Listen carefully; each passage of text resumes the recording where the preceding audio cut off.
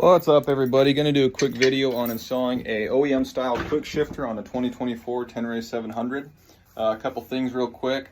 The OEM quick shifter is only plug and play on the 2024 model. So if you decide you want one, you've got a 2023 or lower, you're going to have to go an aftermarket route.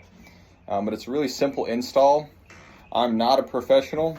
I'm a professional technician, but I do not work on bikes for a living. So everything I say, take it with a grain of salt, but I know it works for me and hopefully it'll work for you. I know there's not a lot of information regarding the install of these OEM quick shifters, so I put this video out there in hopes that I can help somebody who is trying to decide whether or not they want to either go the OEM route or get a quick shifter altogether. Maybe you think that it's too much work. I'm not going to waste a bunch of your time going over the finer details. Let's dive right into it. The instructions are really straightforward. You got 2 pages front and back. Very simple, very easy to follow.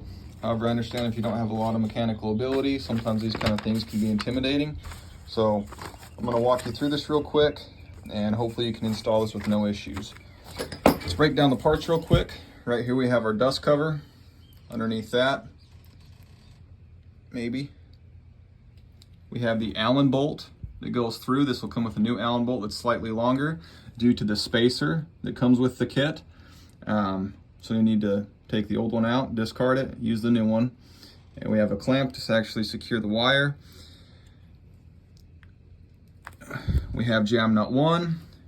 We have the quick shifter unit itself, jam nut 2, shift rod, and we have jam nut 3. This one you'll have to reuse from the previous. Actually, I think you have to reuse 2 of them. There are 2 jam nuts that you have to reuse.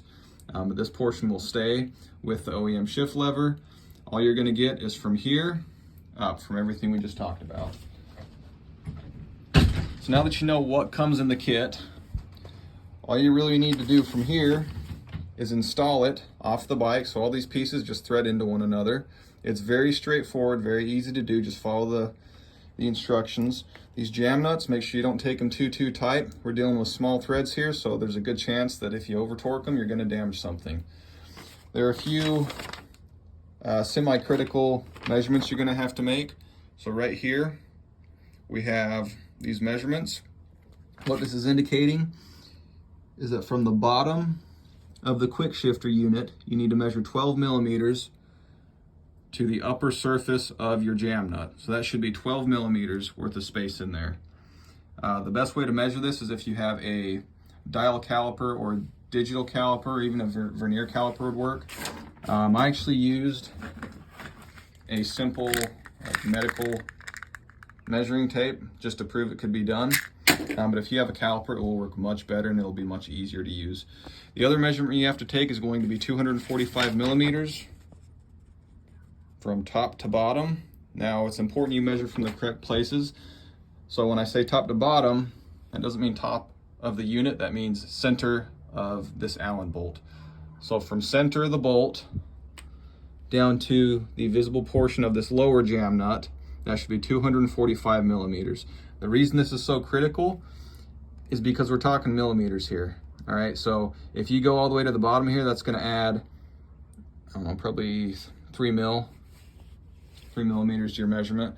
So make sure you're measuring in the correct locations. Now, I don't really believe that that's a critical measurement as long as you have enough threads to actually catch on everything all the way up. All it's really doing is adjusting the shifter. I'm sure Yamaha would be able to answer that question a lot better as far as if these measurements are as critical as some might believe. Personally, I would argue they're not, but I'm not a professional in that matter, so who knows.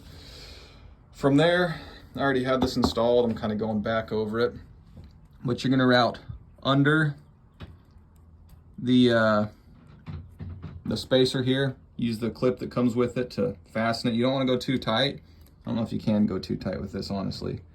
But all we're doing is just supporting this wire. Then you want to go back around the frame, up through here, and then there's all kinds of good places to zip tie it once you get it up in there. Then I have another video where I'm actually putting it all together, and I'll show you how to remove the OEM connector dummy cap. There's a couple of torque specs in there. If you're mechanically inclined, you know what to do with those torque specs.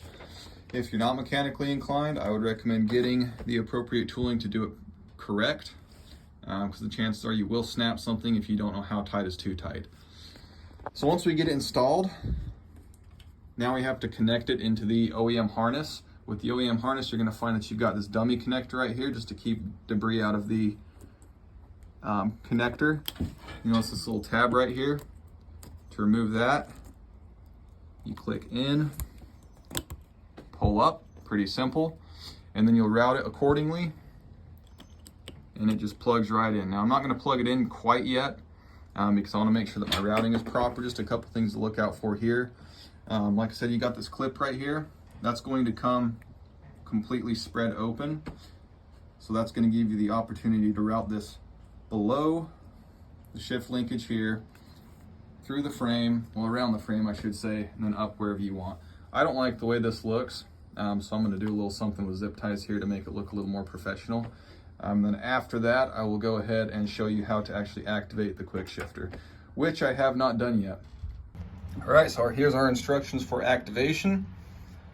From what I'm seeing here, we hold it up, turn the key on, hold it in the position for 10 seconds, hold it down, and then QS should appear in the top right corner of the screen, assuming everything goes well.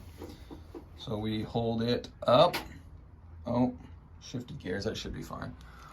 Turn the key on, firmly hold it for 10 seconds, 1, 10, one more second to be safe, and then hold it down, 1, 2, 9, 10, and nothing. That's disappointing. Well, let's figure out what's going on. Decided to try it one more time. Let's see here.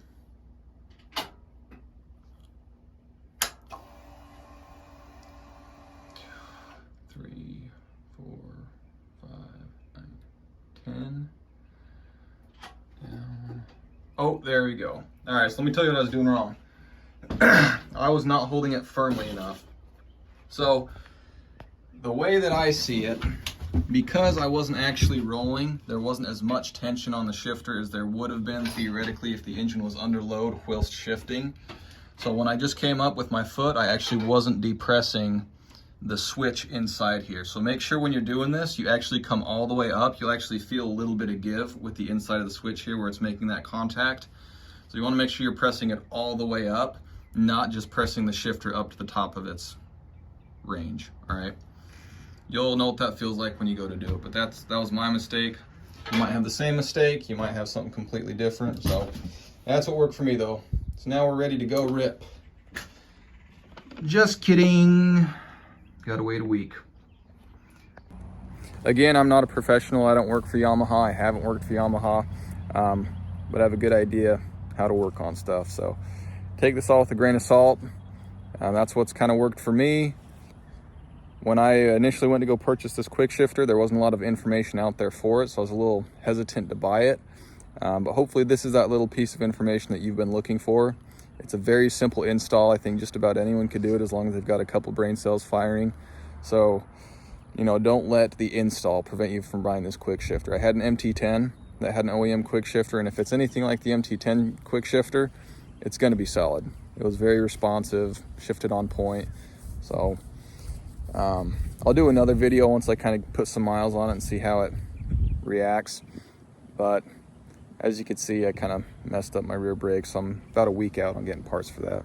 But thanks for watching the video. If there's anything I left out or any information that you think would be beneficial for someone to know, please leave it in the comments. If there's anything I could further help you with, ask in the comments and I'll get right back to you.